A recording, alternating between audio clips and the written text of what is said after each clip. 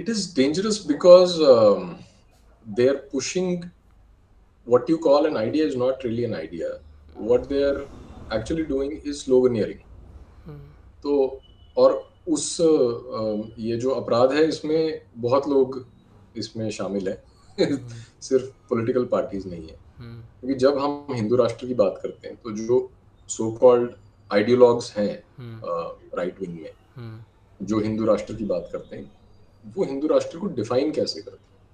हिंदू राष्ट्र है क्या, इसके ऊपर तो क्लियर कोई आर्टिकुलेशन ही नहीं है, तो कंसेंसस तो दूर की बात है।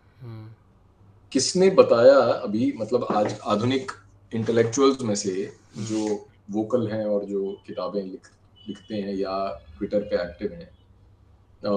मुझे नहीं लगता कि कहीं पे भी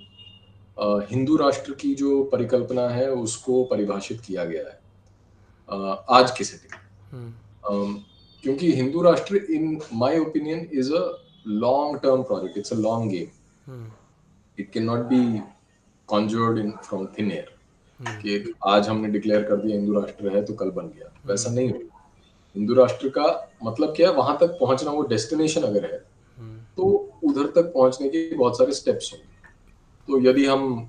स्वामी करपात्री महाराज की बात करें तो उन्होंने हिंदू राष्ट्र को राम राज्य के साथ कंपेयर किया। तो अगर हम कहें कि राम राज्य हमारा गोल है तो वहां तक राम राज्य तक पहुंचने के लिए we will always fall short in Kalyug, we may be like मतलब terribly behind the ideal, away from the ideal. पर अगर हम 10% का भी वो कर लेते हैं राम राज्य तो हम कह सकते हैं कि हाँ हमने हिंदू राष्ट्र अचीव कर लिया है। और वो 10% अचीव करने के लिए भी हमें स्टेप बाय स्टेप वहां तक जाना पड़ेगा। तो उसमें पहले समीक्षा वर्तमान की होनी चाहिए कि आज की रियलिटी क्या है और आज के की वास्तविकता के अनुसार या हमारी जो अंडरस्टैंडिंग है आज की रियलिटी की, उसमें हमें क्या क्या कमियां नजर आ रही हैं जो हमें पूरी करनी है इससे पहले कि हम अपने आप को असेंबलेंस ऑफ हिंदू राष्ट्र भी कह सकें।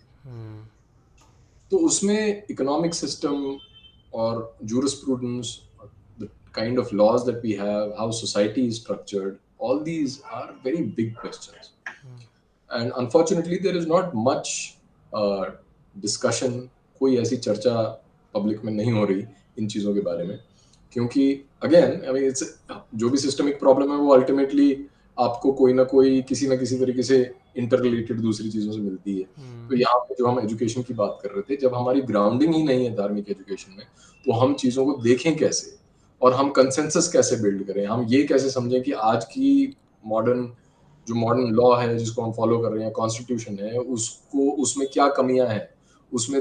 वो धर्मनिरपेक्ष है। ये तो पहला पॉइंट आ गया ना कि वो धर्म को ही रिजेक्ट कर रहा है,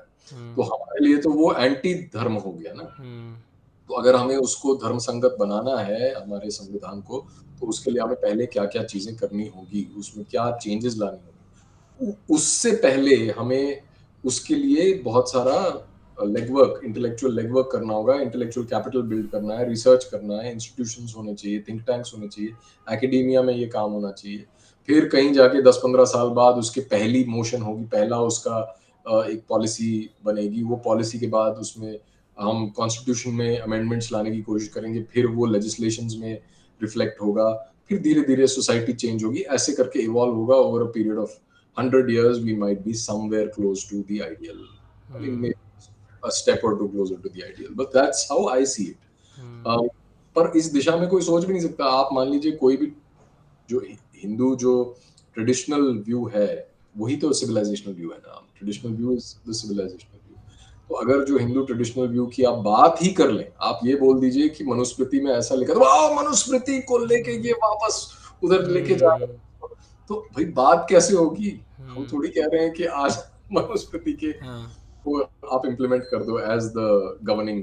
वो तो पॉसिबल ही नहीं है ना, वो तो सबको पता है। लेकिन आपको कैरिकेचर कर दिया जाएगा, आपको ये बोला जाएगा कि ये इतना दकियानूसी है, ये एंटी टेक्नोलॉजी, लडाइट, ये सारे शब्द आपके ऊपर थ्रो है, कास्टिस्ट, ये सब बोला जाएगा और आपका मुंह बंद करवा दिया जाएगा, because people are they can not think beyond what is